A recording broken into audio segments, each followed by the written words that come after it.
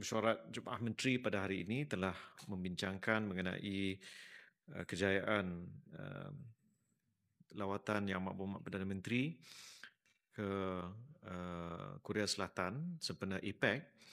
di mana semua mesyuarat dan juga perbincangan-perbincangan bilateral telah berjalan dengan lancar, dengan baik,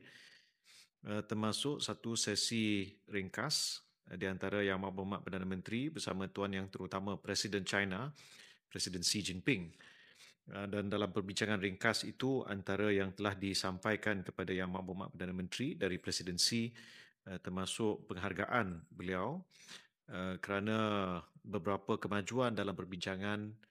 isu perdagangan antara Amerika Syarikat dan China telah dijayakan melalui perbincangan awal delegasi-delegasi Amerika dan China di Kuala Lumpur sewaktu sidang kemuncak ASEAN. Jadi ini telah disampaikan oleh Presiden Xi kepada Yang Amat Berhormat Perdana Menteri.